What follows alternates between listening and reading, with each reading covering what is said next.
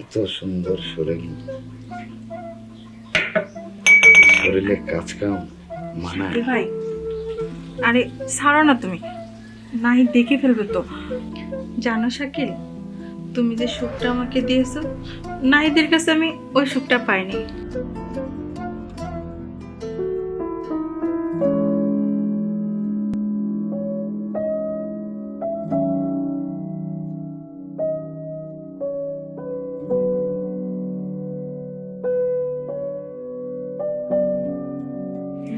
শাকিল ভাই, শাকিল ভাই। কে? ও মিম, তুমি? আহ, এটা বুঝি তোমার বর? হ্যাঁ, ওর নাম নাহিদ। আসলে না, তোমার বিয়েতে যাওয়ার খুব ইচ্ছে ছিল, কিন্তু কি দিয়ে যে কি হয়ে গেল। বাদ দেন শাকিল ভাই, ভাবি বাসায় নাই। না, এই তোমরা আসার কিছুক্ষণ আগেই সে বাপের বাড়ি গেছে। শাকিল ভাই আপনি জাননি? না, আমি দুদিন পর যাব। নাহিদ, তুমি ব্যাগ নিয়ে ভিতরে যাও, আমি আসছি। ও ভিতরে যা কি করব, ভাবি তো বাসায় নাই। আরে তোমার ভাবি নেই তো কি হয়েছে, আমি তো আছি। তাছাড়া বাইরে অনেক ঠান্ডা, তুমি ভেতরে আসো।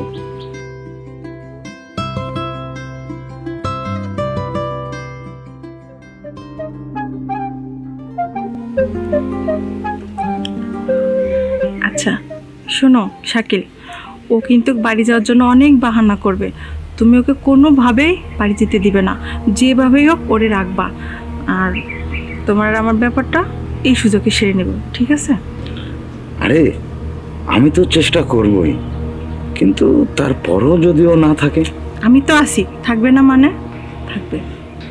তা ঠিক আছে, তোমার উপরে সে ভরসা আমার আছে। তো ঠিক আছে, চলো ঘরে যাই।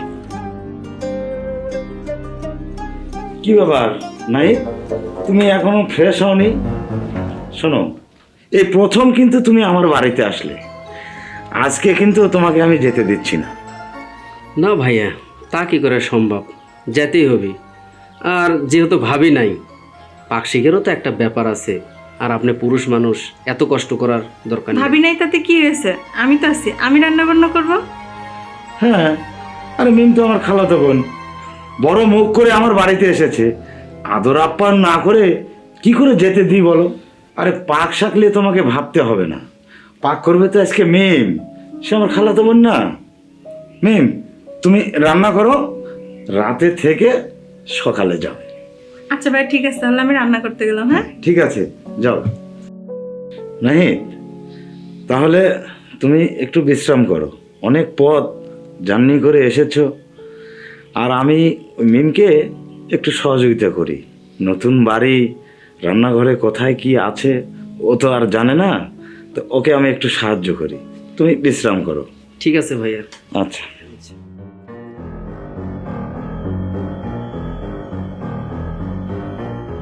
নিশ্চয়ই মিম আর শাকিল ভাইয়ের মধ্যে কোনো কুমতলব আছে। তা না হলে মিমের এত আত্মীয় স্বজন থাকতে কেন খালাতো ভাইয়ের জন্য পাগল হয়ে যাবে? রাত আগে আসুক, তবেই বোঝা যাবে ব্যাপারটা, দুজনের মনে কি চলছে। আপাতত একটু রেস্টেই যাই।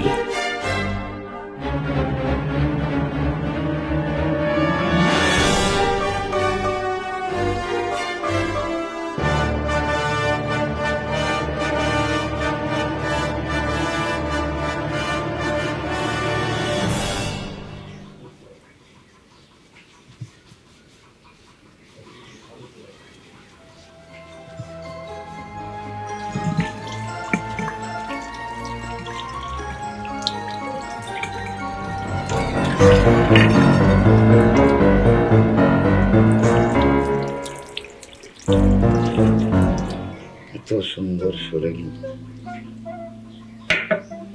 শরীরে কাজ কাম মানায়। ভাই আরে ছাড়ো না তুমি, নাহি দেখে ফেলবে তো।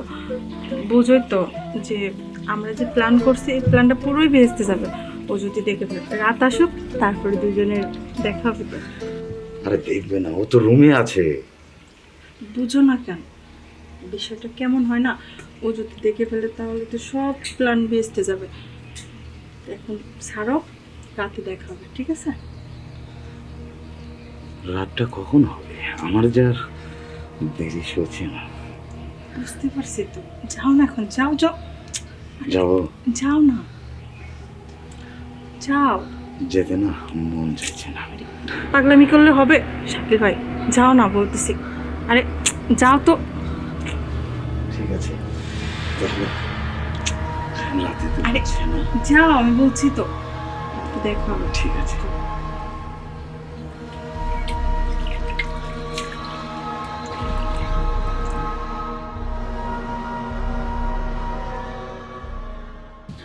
বাবা বাঁচলাম। এত কাজ ভাবি কিভাবে যে সামলাই, কাজ করতে করতে হাঁপিয়ে গেছি। তুমি শুধু শুধু টেনে চাল মাথায় নিলে। এই ঈদে কত আত্মীয় স্বজন দাওয়াত দিল, বিশেষ করে আমার মামাটা ছোট থেকে বড় করলো। ওই জায়গায় গেলে লোকগুলো কতই না খুশি হতো। এত করে বললাম, তুমি রাজি হলে না। আসলে কোথায়? এই তুমি চুপ থাকো তো। কতদিন হয়েছে শাকিল ভাই আমাদের ওখানে যায় না, এবং কি বিয়েতেও যাইতে পারে নাই। ঈদের দাওয়াত করছে তাই আসছি। সবই বুঝলাম, দাওয়াত করে তোমার ভাবি কোথায় হারালো? ভাবিকে কি দরকার, শাকিল ভাই আছে তাতেই যথেষ্ট।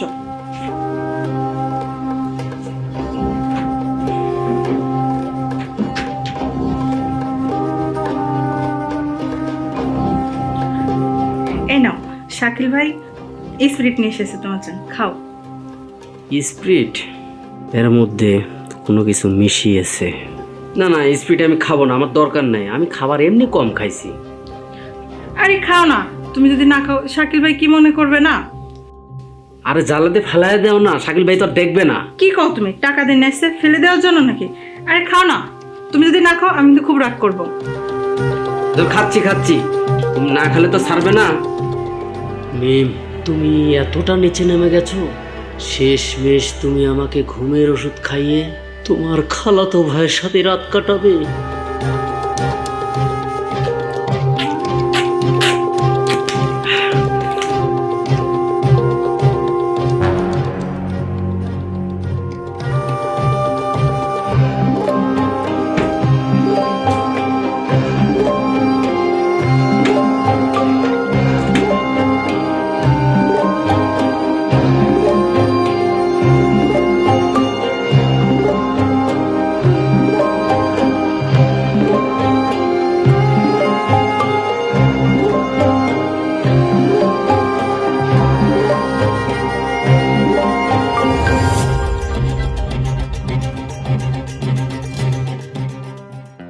জানো শাকিল, তুমি যে সুখটা আমাকে দিয়েছো, নাহিদের কাছে আমি ওই সুখটা পাইনি।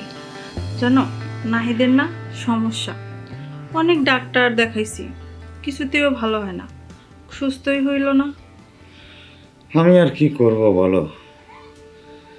তোমার বাপ, ভাই, মা সবাই মিলে তো তোমাকে নাইদের সাথে বিয়ে দিল। তবে আমি কিন্তু আজও তোমাকে বলিনি। বাদ দাও না, আজ রাতে এতদিন যে ঘাটতি অপূরণ ছিল, চলো না আমরা পূরণ করি। তাই আসো।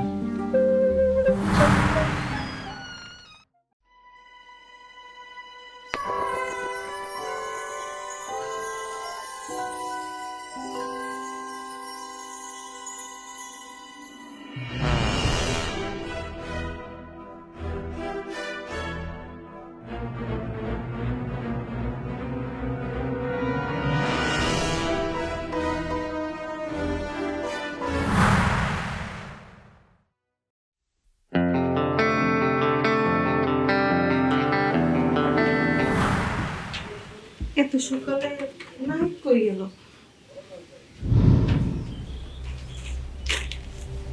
চিঠি। মিম, আমি জানতাম তুমি শাকিল ভাইয়ের সাথে কিছু করতে চলেছ। সব জেনেও তোমাকে আমি কিছুই বলিনি, কারণ তোমাকে আমি প্রাণের চেয়েও বেশি ভালোবাসতাম। সকালে ঘুম থেকে উঠে আমার বিশ্বাস ছিল রাতে তোমাদের মধ্যে কিছুই হয়নি। হঠাৎ তোমার পায়ের স্যান্ডেলের দিকে আমার চোখ চলে গেল।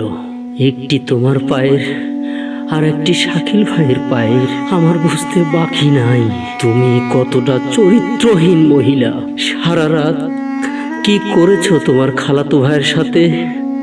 আমি চলে গেলাম, ভুলেও আমার বাড়ি আসার চেষ্টা করবে না।